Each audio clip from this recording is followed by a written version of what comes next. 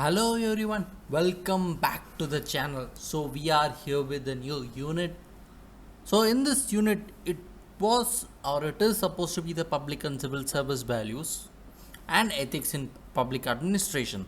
But since we have already dealt with public and civil service values in the earlier units, we will be not dealing with that because it will be a mere repetition of all those values again. So, we will be moving or looking into the ethics in public administration in this unit or in the upcoming lectures.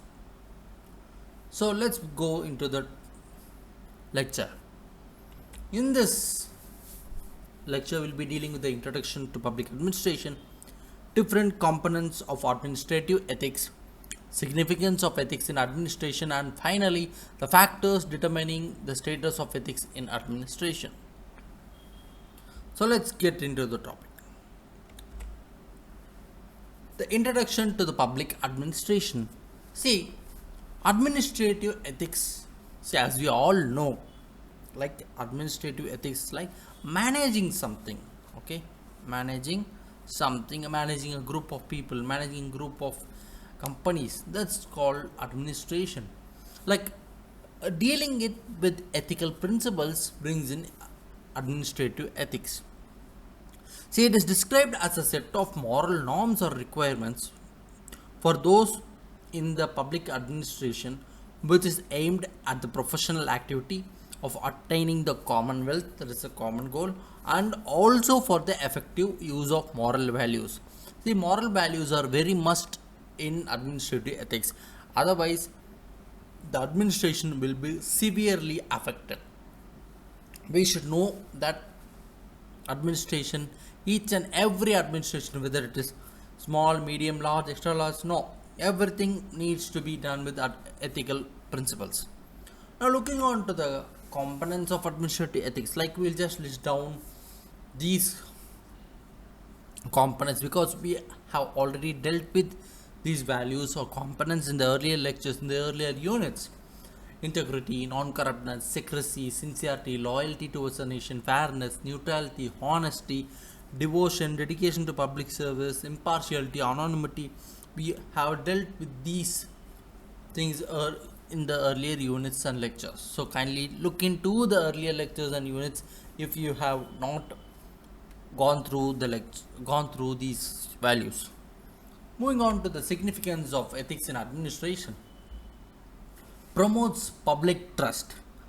See, it helps to strengthen the legitimacy and the credibility of the administration, which will directly influence in the increase of trust that people have in the administration.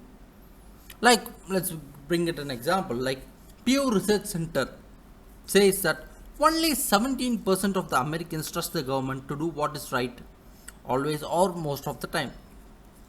See, this is very much not a good number because the lack of trust can be due to the various factors like lack of transparency, corruption, unethical behavior. By prioritizing ethics in public administration, it can help in rebuilding the trust. High standard of conduct. When public administrators make decisions based solely on the political expediency or personal gain, they violate the public trust and compromise their ethical responsibilities, which must be clearly avoided. A very good example is like a small personal line from former PM Lal Bahadur Shastri. Like when he went to a textile shop to buy sari for his wife, he asked for a cheaper sari as he could not afford the expensive sari. Shop owner asked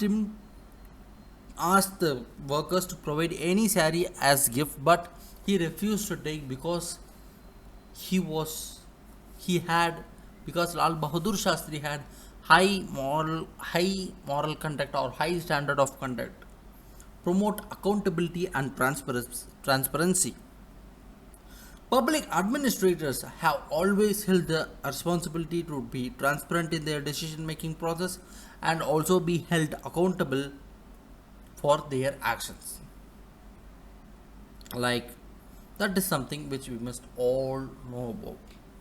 We must be responsible or accountable for our actions, and also let know the people what actions we are going to take. Next one is sorry curb corruption.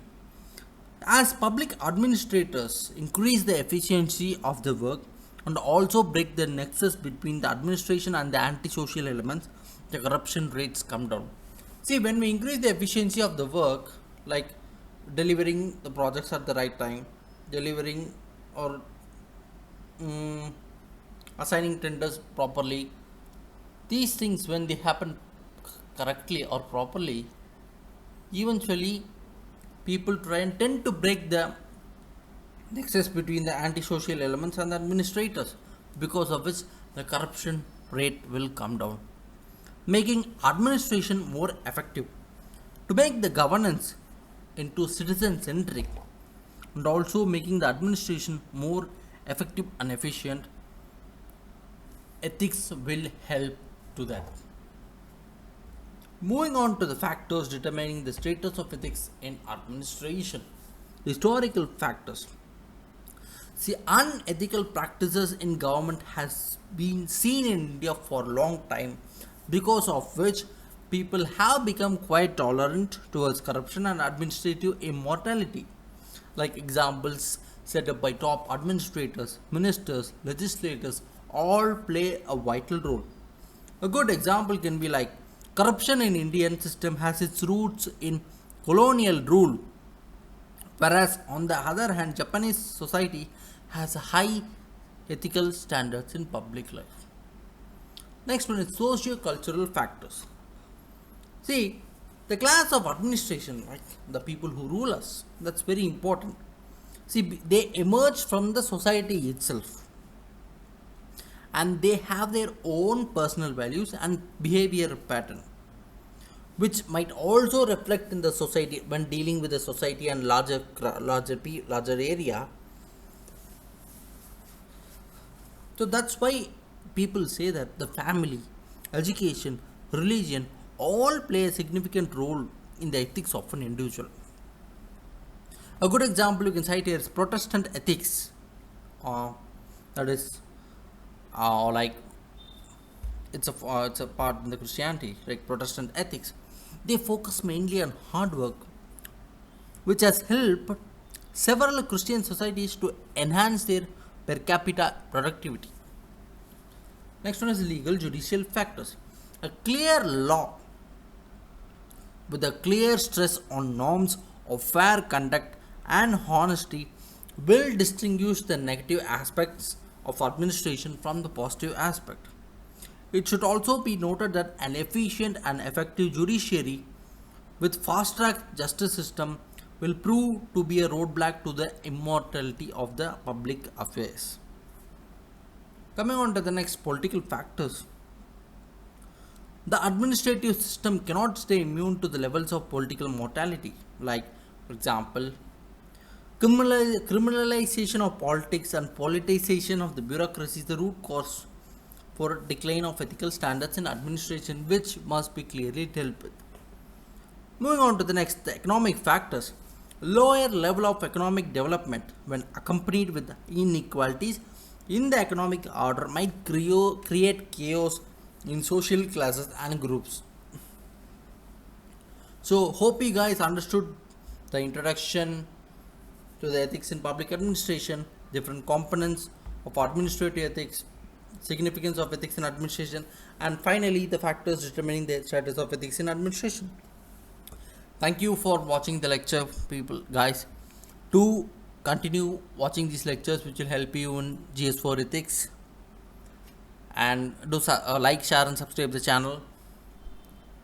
Hoping for a positive response from you all. Thank you.